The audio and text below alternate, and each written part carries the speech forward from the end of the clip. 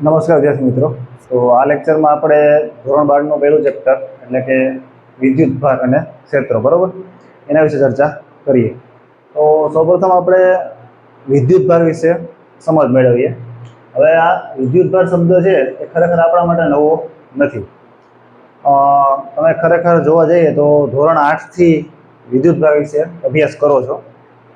તમે યાદ કરો, તમારે એક પ્રવૃત્તિ આવતી કે ભાઈ તમે કાંસકાને તમારા કોરા વાળ સાથે ઘસી અને કાગળના ટુકડા છે તમે નજીક લઈ આવો તો કાગળના ટુકડા છે કાંસકા હારે અથવા તો બોલપેન પણ ચાલે, પ્લાસ્ટિકની હોય એટલે એની હારે ચોંટી જાય છે બરાબર. તો હવે આપણે એનું કારણ સમજવાનું છે કે એ શા માટે થાય છે. પછી આપણે ઇતિહાસની દ્રષ્ટિએ જોવા જઈએ તો તમારા પાઠ્યપુસ્તકમાં પણ આપેલું છે કે ઈસવીસન પૂર્વે 600માં બરાબર, ઈસવીસન પૂર્વે 600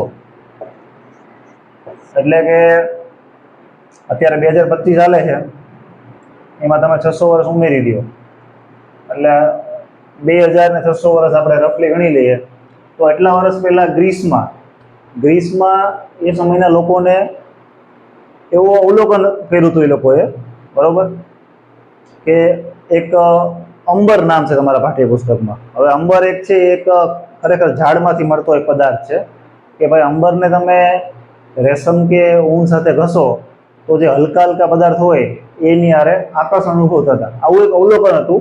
એ ક્યારે ખબર પડી હતી તો કે એ લોકોને ઈસવીસન પૂર્વે 600 એટલે કે આજથી 2600 વર્ષ પહેલા ગ્રીસ દેશમાં આવો અવલોકન ટૂંકમાં લોકોને જોવા મળ્યું હતું.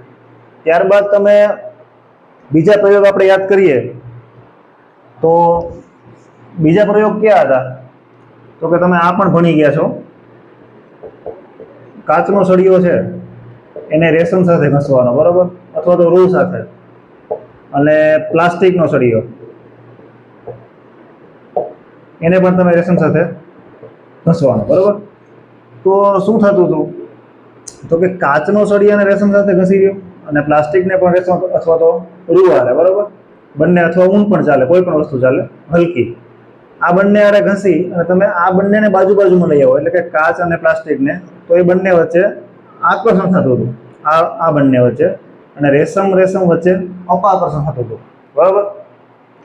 અત્યારે આપણે ખાલી યાદ રાખી લઈએ, આગળ એનું કારણ સમજવાનું જ છે કે જ્યારે તમે કાચના સળિયાને રેશમ સાથે ઘસો છો બરાબર, માનો કે આ કાચનો સળિયો છે, આ રેશમ છે, રેશમની દોરી, આ બંનેને તમે ઘસો છો તો જે કાચનો સળિયો એ ધન વીજભારિત થાય છે, ધન, અને ઇલેક્ટ્રોન ગુમાવે એટલે કે ઋણ વીજભાર ગુમાવી દે છે, અને રેશમની દોરી છે એ ઋણ વીજભારિત થાય છે બરોબર. એનું કારણ આપણે આગળ સમજવાનું જ છે. અને પ્લાસ્ટિક અને રેશમ વચ્ચે જ્યારે આપણે ઘસીએ ત્યારે શું થાય તો કે પ્લાસ્ટિક છે એ ઋણ વીજભારિત થાય છે અને રેશમ છે ધન વીજભારિત બરોબર. અત્યારે ખાલી યાદ રાખો, એનું કારણ હમણાં આગળ સમજવાનું જ છે. હવે અહીંયા તમે જુઓ શું થયું તો કે ઘસવાથી આ બંને વસ્તુ થઈ, ઘસવાથી બરોબર. જો ઘસીએ જ નહીં, આપણે કાંઈ કરીએ જ નહીં તો કંઈ થતું નથી. રેડી? તો વિદ્યુત ભાર છે એને આપણે એવું કંઈક કહી શકીએ કે બે પદાર્થો વચ્ચે ઘર્ષણ થવાથી વિદ્યુત ભારની આપલે થાય છે. જો આ સમજજો, અહીંયા વિદ્યુત ભાર છે બનતો નથી. હવે આપણને તમને ખ્યાલ જ છે કે વિદ્યુત ભારના બે પ્રકાર છે બરોબર, આપણે ભણી જ ગયા છે, પણ ફરી પાછું અહીંયા એક વખત ફરી ભણવાના છે, પ્લસ અને માઇનસ એટલે કે ધન અને ઋણ. તો અહીંયા કાચનો સળિયો ધન ભારિત થયો અને રેશમની દોરી છે એ ઋણ ભારિત થઈ બરોબર. તો નવા વીજભાર નથી બનતા. આ ધન ભારિત ક્યારે થયો પહેલા એ સમજી લઈએ આપણે કે હા, એના માટે પહેલા આપણે એક વસ્તુ યાદ કરીએ કે તમે પરમાણુનું બંધારણ ભણી ગયા ધોરણ 9માં વિજ્ઞાનમાં બરોબર. પરમાણુમાં કોણ કોણ હોય તો કે પ્રોટોન, ચલો હું ટૂંકમાં લખી નાખું પી, ઇલેક્ટ્રોન અને ન્યુટ્રોન બરોબર. પ્રોટોનનો વીજભાર પ્લસ હોય, ઇલેક્ટ્રોન માઇનસ, ન્યુટ્રોનનો વીજભાર નથી હોતો, તટસ્થ હોય છે બરોબર. ચોકડી મારી દો. તો કોઈ પણ પદાર્થ છે બરોબર, એની અંદર આ ત્રણ તો હશે જ, પ્રોટોન, ઇલેક્ટ્રોન અને ન્યુટ્રોન. હવે અહીંયા એક ખાસ યાદ રાખજો કે જ્યારે હું એમ બોલું છું કે વિદ્યુત ભારની આપલે થઈ ત્યારે ઋણ વીજભારની આપલે થાય છે, સમજો આ પ્લસ વીજભાર છે બરોબર, ધન એની આપલે થતી નથી, માત્ર ઋણની જ થાય છે. કેમ? કારણ કે તમે યાદ કરો પરમાણુ જે કેન્દ્ર છે બરોબર, એની અંદર પ્રોટોન અને ન્યુટ્રોન છે અને ઇલેક્ટ્રોન ફરે છે ભ્રમણ કક્ષામાં. રેડી? તો પ્રોટોન છે એ ધન વીજભાર છે, એટલે એ કેન્દ્ર હારે જકડાયેલા રહી છે, એટલે સરળતાથી વહન પામી શકે નહીં. પણ ઇલેક્ટ્રોન છે બહાર છે, તો ઇલેક્ટ્રોન બહાર છે, અહીંયા આપણે જ્યારે ઘસીએ છીએ ત્યારે ઇલેક્ટ્રોનને ઉર્જા મળે છે બરોબર, એટલે એનું અહીંયાથી અહીંયા ટ્રાન્સફર થાય છે બરોબર. માત્ર ટ્રાન્સફર થાય છે, કોઈ વધઘટ થતી નથી. એ પણ આપણે આગળ જોશું. તો જો શું થયું અહીંયા, અત્યારે ખાલી આ સમજીએ. તમને પ્રશ્ન થતો હશે કે આ કેમ પ્લસ વીજભાર થયો ને આ કેમ ઋણ થયો, એનું પણ કારણ એક છે બરોબર. પણ અત્યારે ખાલી આ સમજી લઈએ કે પ્લસ થઈ ગયો આ ધન વીજભારિત અને આ ઋણ વીજભારિત છે. કઈ રીતે? તો કે જ્યારે આપણે બંનેને ઘસ્યા બરોબર, તો જે આમાં જે વધારાના ઇલેક્ટ્રોન હતા એ ટ્રાન્સફર થઈ અને આમાં આવી ગયા, એટલે આમાં કોની ઘટ થઈ? ઇલેક્ટ્રોનની ઘટ થઈ, ટૂંકમાં ઋણ વીજભારની ઘટ થઈ, એટલે આ ધન ભારિત થયો બરોબર. અને અહીંયા પ્લસ કરતા ઋણ વધી ગયા, કારણ કે ઋણ વીજભાર આવ્યો ને, એટલે રેશમની દોરી છે એ ઋણ વીજભારિત થઈ બરોબર. હવે આગળ આપણે જોઈએ તો કોઈ પણ પદાર્થ છે બરોબર, અત્યારે આપણા મગજમાં એક પિક્ચર ક્લિયર થઈ ગયું હવે કે ભાઈ વીજભાર છે એના બે પ્રકાર હોય, ધન અને ઋણ બરોબર.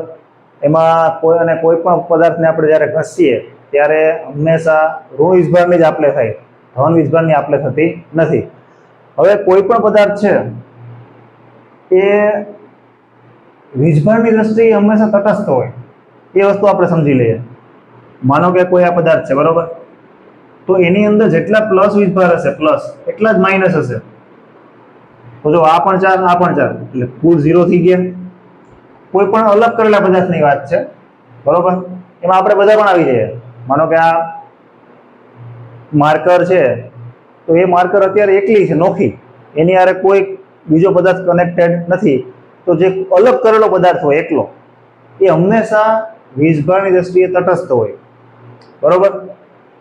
ન તો એ ધનભારિત હોય, ન તો એ ઋણ વીજભારિત હોય. તમારે એ પણ ખાસ સમજવાનું છે કે વીજભારિત ક્યારે થશે, તો કે આપણે એની હારે કોઈ પણ પદાર્થને ઘસીએ અથવા તો બીજી કોઈ પણ એક પ્રક્રિયા કરાવીએ ત્યારે બરોબર. ટૂંકમાં એના વગર વીજભારિત થશે નહીં. હવે આપણે આના સિવાયના બીજા પણ પ્રયોગ યાદ કરી લઈએ. એક તો કાચ અને રેશમ. જો આ બધી જોડી છે એ ઘણા બધા અવલોકનોને પછી મળી હતી આપણને. આ તમને પ્રશ્ન થાય કે આ જોડી કેમ લેવાની? ભાઈ કાચ હારે કોઈ બીજો પદાર્થ ન ચાલે બરોબર, પ્લાસ્ટિક હારે બીજો કોઈ પદાર્થ ન ચાલે. એનું પણ કારણ છે, એ પણ આગળ સમજીએ હમણાં. તો ચલો પહેલા એક પ્રશ્ન કેવો હતો આપણે કે સાહેબ આ જ કેમ પ્લસ લેવાના અને આ કેમ માઇનસ? તો પહેલા એ સમજી લઈએ. જો હવે આપણે વીજભારના પ્રકાર અને વીજભારની આપલે થાય ત્યારે કયા વીજભારની આપલે થાય ખબર પડી ગઈ બરોબર. હવે આ જે બધી જોડી છે એ ઘણા બધા અવલોકન પછી મળી હતી કે ભાઈ કાચનો સળિયો રેશમની દોરી હારે ઘસો અથવા તો ઉનારે ઘસો તો કાચનો સળિયો છે ધનભારિત થાય અને રેશમની દોરી છે એ ઋણભારિત થાય બરોબર. પ્લાસ્ટિકમાં કેવું થાય? પ્લાસ્ટિકનો સળિયો છે અથવા તો કોઈ પણ વસ્તુ પ્લાસ્ટિકની એ ઋણભારિત થાય અને રેશમનું છે ધનભારિત થાય બરોબર. તો પહેલા એનું કારણ સમજી લઈએ. કોઈ પણ ઘન પદાર્થ, ઘન બરોબર, આ કાચ છે એ ઘનમાં આવે, અને બીજો કોઈ પણ હલકો પદાર્થ રેશમ છે, ઊન છે, રૂ છે બરોબર, એનું આપણે ઘર્ષણ કરશું, એને ઘસશું તો હંમેશા આ યાદ રાખજો, હંમેશા જે ઘન પદાર્થ છે ને એ ઇલેક્ટ્રોન મેળવે, એટલે કે ઋણ વીજભાર મેળવે, પણ એમાં કાચ છે ને, કાચ એ એક અપવાદ છે બરોબર. એટલે તમે જોયું હશે કે કાચનો સળિયો મેં હમણાં દોર્યો હતો તો એ ધનભારિત થયો હતો. હવે ઇલેક્ટ્રોન મેળવે એનો મતલબ શું થયો? એમાં ઇલેક્ટ્રોન વધી ગયા, તો ઇલેક્ટ્રોન વધે એટલે ઋણ વીજભાર વધી ગયો, એટલે ઋણભારિત થાય ને બરોબર. પણ કાચનો સળિયો અપવાદમાં આવે, આ એક જોડી અપવાદમાં આવે છે. બાકી મોટા ભાગના પદાર્થોમાં જે સોલિડ પદાર્થ છે, સોલિડ બરોબર, ઘન, ટૂંકમાં થોડોક મજબૂત પદાર્થ, એ હંમેશા ઇલેક્ટ્રોન મેળવે, અને જે હલકા પદાર્થ હશે, હલકા, એ હંમેશા ઇલેક્ટ્રોન ગુમાવે, બરોબર? જે હલકા પદાર્થ હશે આના જેવા, એ હંમેશા ઇલેક્ટ્રોન ગુમાવશે. હવે ઇલેક્ટ્રોન ગુમાવે એટલે શું થાય? એમાં ધન વીજભાર વધી જાય, એટલે એ ધન ભારિત બને, અને સોલિડ પદાર્થ છે એ ઋણ વીજભારિત બને, બરોબર? ચાલો એટલી ખબર પડી ગઈ. હવે ફરી પાછું એકવાર સમજી લઈએ. ખરેખર જોવા જઈએ તો આ 8, 9, 10 નું રિવિઝન જ છે એક પ્રકારનું, બરોબર? કારણ કે આપણને વિદ્યુતભારના પ્રકારે ખ્યાલ છે, પ્લસ માઇનસ, બરોબર?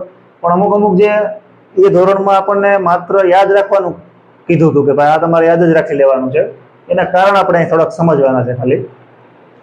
ચાલો હવે આગળ વધીએ. તો આ સમજાઈ ગયું કે કોઈ પણ ઘન પદાર્થ હશે ઇલેક્ટ્રોન મેળવશે, અને હલકો પદાર્થ છે ઇલેક્ટ્રોન ગુમાવશે. પાછું ફરી વખત બોલી જાઓ, ઇલેક્ટ્રોનની જ આપલે થશે, ધન ભારની આપલે થશે નહીં. ધન ભાર તો સ્થિર જ રહેશે, બરોબર? જો ઇલેક્ટ્રોન ઋણ વીજભાર મેળવે પદાર્થ, બરોબર, તો એ ઋણ ભારિત થાય, અને જો ગુમાવે તો એ ધન ભારિત થાય, બરોબર? આ બે વસ્તુ યાદ રાખવાની છે. ચાલો હવે આગળ વધીએ. હવે કોઈ પણ પદાર્થ છે, મેં હમણાં કીધું હતું, તો આપણે આનું એક્ઝામ્પલ લઈ લઈએ, પ્લાસ્ટિક અને રેશમ, બરોબર? તો પ્લાસ્ટિકનો સળિયો છે એ થશે ઋણ વીજભારિત, અને રેશમની દોરી થશે ધન વીજભારિત, બરોબર? તો પ્લાસ્ટિકનો સળિયો ઋણ વીજભારિત થયો, એનો મતલબ કે એમાં ઋણ વીજભારનો વધારો થયો, વધી ગયા, બરોબર? આના કરતા પ્લસ કરતા. અને અહીંયા શું થયું? આનો વધારો થયો, બરોબર? પ્લસનો. હવે તો કે પ્લાસ્ટિકનો સળિયો અને રેશમની દોરી, આને તમે નજીક લઈ આવો એટલે બંને વચ્ચે આકર્ષણ થશે, કારણ કે આ બંને કેવા થયા? પ્લસ અને માઇનસ, બરોબર? હા, એક વસ્તુ કહેતા ભૂલી ગયું, એ પણ કહી દઉં. આપણે બે પ્રકાર સમજાઈ ગયા, ધન અને ઋણ, બરોબર? હવે ધન અને ઋણ જ કેમ નામ પડ્યા એની પણ હિસ્ટ્રી છે. તો બેન્જામિન ફ્રેન્કલિન, બરોબર, આ વૈજ્ઞાનિક હતા. તો આ જેટલા બધા અવલોકન થયા, એમાં અવલોકનમાં શું જોવા મળ્યું કે જો કાચ અને રેશમ હારે ઘસો, પ્લાસ્ટિક અને રેશમ હારે, બરોબર? તો પછી તમે આ બંને સળિયાને આ બંને સાથે ઘસી અને તમે નજીક લઈ આવો તો બંને વચ્ચે થતું હતું આકર્ષણ, બરોબર? અને આ બંને વચ્ચે થતું હતું અપાકર્ષણ. એટલે બે જ વસ્તુ થતી હતી, આકર્ષણ અને અપાકર્ષણ. અને એના ઉપરથી પ્લસ અને માઇનસ નામ આપ્યું, બરોબર? હવે શું થયું? તો આપણે આ એક્ઝામ્પલ લીધું પ્લાસ્ટિક અને રેશમ વાળું. તો કે પ્લાસ્ટિકનો સળિયો છે ઋણ વીજભારિત બને છે, અને રેશમની દોરી ધન વીજભારિત. હવે શું થાય? તો કે તમે એને થોડીક વાર દૂર રાખશો એટલે પ્લાસ્ટિકનો સળિયો છે, મેં હમણાં કીધું ને, એ કોઈ પણ પદાર્થ છે એ કુદરતી રીતે હંમેશા તટસ્થ થવાનો પ્રયત્ન કરે વીજભારની દ્રષ્ટિએ. તો અહીંયા શું થશે? તમે પ્લાસ્ટિકનો સળિયો છે તમે ક્યાંક તો મૂકશો ને, આ બંને હારે ઘસીને, બરોબર? જમીન ઉપર મૂકશો, ટેબલ ઉપર મૂકશો, ક્યાંક તમારા હાથમાં પકડી રાખશો, બરોબર? તો શું થાય? આમાં જે ઇલેક્ટ્રોન વધી ગયા ને, આમાં જે ઇલેક્ટ્રોન વધી ગયા, બરોબર, એ તમે જમીનમાં મૂક્યા હશે તો જમીનમાં એનું ટ્રાન્સફર થઈ જશે, ટૂંકમાં જમીનમાં વહન પામી જશે. તમે કોઈ પણ જગ્યાએ મૂક્યો હશે સળિયો, બરોબર? અને આ દોરી છે એને પણ તમે ક્યાંક મૂકવાના જ છે. તો એમાં શું થયું છે? તો કે ઇલેક્ટ્રોન ઘટી ગયા છે આમાં. એટલે એ બહારમાંથી કોઈ પણ બાહ્ય વાતાવરણમાંથી ઇલેક્ટ્રોન મેળવી લેશે, મેળવવાનો પ્રયત્ન કરશે, બરોબર? એટલે અમુક સમય પછી એવું થશે કે પ્લાસ્ટિકનો સળિયો છે એ ફરી પાછો તટસ્થ થઈ જશે, અને રેશમની દોરી પણ તટસ્થ થઈ જશે. અને હવે તમે થોડીક વાર પછી બંને નજીક લઈ આવો તો એ બંને વચ્ચે આકર્ષણ થશે નહીં, બરોબર? જો અહીંયા આપણે કાચ અને પ્લાસ્ટિકનું જોયું હતું, તો આ જે કાચને રેશમ હારે ઘસ્યો તો કાચનો સળિયો કેવો થયો? પ્લસ, અને આ કેવો થયો? માઇનસ, બરોબર? પણ હવે તમે થોડીક વાર પછી બંને લઈ આવશો તો કાચ અને પ્લાસ્ટિક આ બંને સળિયા વચ્ચે આકર્ષણ થશે નહીં. અત્યારે થાય છે થોડીક વાર. મેં કીધું એમ અમુક સમય પછી વીજભાર તટસ્થ થવાનો પ્રયત્ન કરે. જો કાચનો સળિયો ધન ભારિત થયો હોય એનો મતલબ કે એમાં ઇલેક્ટ્રોન ગુમાવ્યા હોય, તો એને ઇલેક્ટ્રોન છે એ ગમે ત્યાં બહારના વાતાવરણમાંથી મેળવવાનો પ્રયત્ન કરશે, અને બંને સમતુલ થવાનો પ્રયત્ન કરશે, બરોબર. ચાલો, આ એટલું પિક્ચર ક્લિયર થઈ ગયું કે બે વિદ્યુતભારના બે પ્રકાર હોય, બરોબર.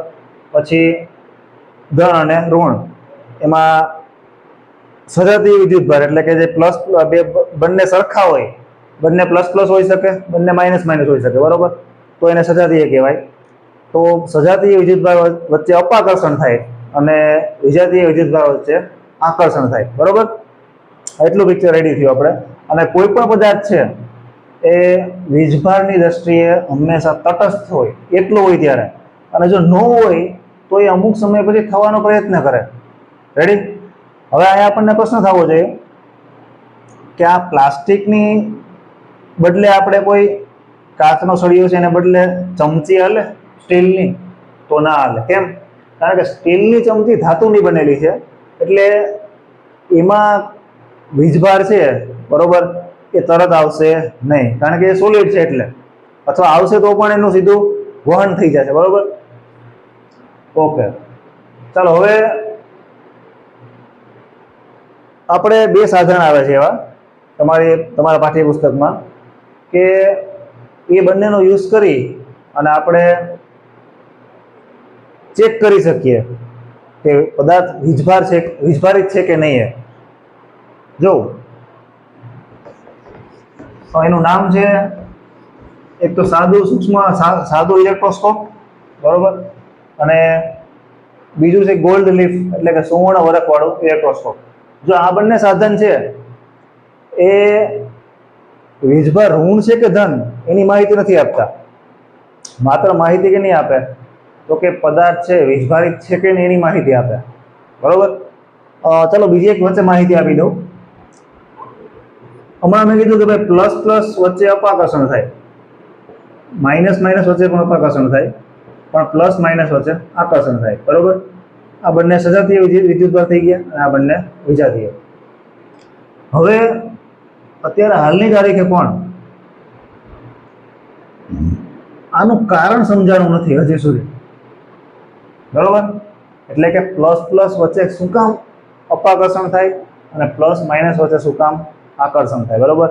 આનું હજી કારણ સમજાણું નથી, પણ આપણે માત્ર જાણકારી માટે આ ટોપિક આવ્યો છે એટલે ખાલી નામ યાદ રાખી લઈએ કે આના માટે બે થિયરી છે. એક તો ફિલ્ડ થિયરી, બરોબર, અને બીજી છે QED એટલે કે ક્વોન્ટમ ઇલેક્ટ્રો ડાયનેમિક્સ. એ તમે ફિઝિક્સ ભણશો આગળ તો કદાચ આવશે, અત્યારે ખાલી જાણકારી માટે. પણ આ એક પ્રશ્ન છે, અત્યારે આપણને નોર્મલ લાગે કે સર એમાં શું હોય, બે પ્લસ વચ્ચે અપાકર્ષણ થાય અને બે માઇનસ વચ્ચે અપાકર્ષણ થાય, પ્લસ માઇનસ વચ્ચે આકર્ષણ થાય, તો સિમ્પલ વસ્તુ છે. પણ ખરેખર સિમ્પલ નથી, આનું રિયલ કારણ હજી સુધી સમજાણું નથી, બરોબર. પણ આ બંને થિયરી છે એ આના જે કારણો છે કે ભાઈ પ્લસ પ્લસ વચ્ચે શું કામ અપાકર્ષણ થાય અને પ્લસ માઇનસ વચ્ચે શું કામ આકર્ષણ થાય એ સમજાવવાનો પ્રયત્ન કરે. આ માત્ર જાણકારી માટે છે. હવે જેમણે આપણે સાધન કીધા, બરોબર, સાદું ઇલેક્ટ્રોસ્કોપ અને સુવર્ણ વરખવાળું ઇલેક્ટ્રોસ્કોપ, તો ફરી વાર કહી દઉં કે એ આપણને પ્લસ માઇનસની માહિતી નથી આપતા. એટલે કે વીજભાર છે એ કોઈ પણ પદાર્થનો આપણે ઘસીને એની નજીક લઈ જાય તો પ્લસ છે કે માઇનસ ખબર નહીં પડે, પણ આપણને એ ખ્યાલ આવશે કે વીજભારિત છે કે નહીં. તો આપણે સાદા ઇલેક્ટ્રોસ્કોપની રચના ખાલી સમજી લઈએ તો એમાં આ રીતે છે. એક બોટલ તમારે લેવાની, બરોબર, અને એમાં એલ્યુમિનિયમનો સળિયો આ રીતે ફિટ કરેલો છે, નીચે એના બે વરખ છે એલ્યુમિનિયમના, અને અહીંયા ધાતુનો ગોળો લગાડેલો છે, એલ્યુમિનિયમનો જ છે. હવે કરવાનું શું? તો કે તમારે જે પદાર્થને ચેક કરવું હોય કે વીજભારિત છે કે નહીં, કોઈ પણ પદાર્થ, એને તમારે શું કરવાનું? માનો કે કાચનો સળિયો એને આપણે ઘસી અને લઈ ગયા હતા, બરોબર, રેશમની દોરી ઘસ્યો હતો, બરોબર. તો તમે આની બાજુમાં લઈ આવો તમે, તો કાચના સળિયામાંથી ઇલેક્ટ્રોન છે એ સીધા આમાં વહન પામશે અને નીચે આવશે અહીંયા, બરોબર. એટલે આપણને ખ્યાલ આવશે, જો આ બંને વરખ છે, આ બંને વરખ એ એલ્યુમિનિયમના જ છે. માનો કે માઇનસ વીજભાર છે નીચે આવ્યો તો આ બંને કેવા થશે? દૂર જશે એકબીજાની. એટલે હું ખાલી ધારીએ છીએ આપણે કે માઇનસ નીચે આવ્યો હોય, ખરેખર ખબર નહીં પડે કે માઇનસ છે કે પ્લસ, બરોબર. તો આના ઉપરથી આપણને શું ખ્યાલ આવશે? જો આ બંને વચ્ચે અપાકર્ષણ થાય, બરોબર, તો આપણે કહી શકીએ કે આ પદાર્થ વીજભારિત છે. પ્લસ કે માઇનસ કહેવાતું નથી, બરોબર.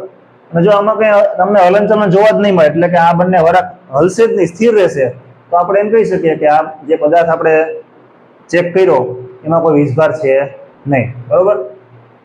ચાલો હવે વીજભારને ફરી એક વખત જોઈ લઈએ આપણે. બે પ્રકાર હોય એના. અને બીજું એમ પણ કહી શકીએ આપણે કે વીજભાર છે એ કોઈ પણ પદાર્થનો આંતરિક ગુણધર્મ છે. કેમ? કારણ કે મેં હમણાં પરમાણુની વાત કરી કે ભાઈ પરમાણુની અંદર એના કેન્દ્રમાં પ્રોટોન, ન્યુટ્રોન અને ઇલેક્ટ્રોન છે એ કક્ષાની ફરતે ભ્રમણ કરતા હોય. તો કોઈ પણ પદાર્થ છે એની અંદર પરમાણુ તો હોવાનો છે, કારણ કે કોઈ પણ દુનિયામાં જે પદાર્થ છે બધા પરમાણુના બનેલા છે.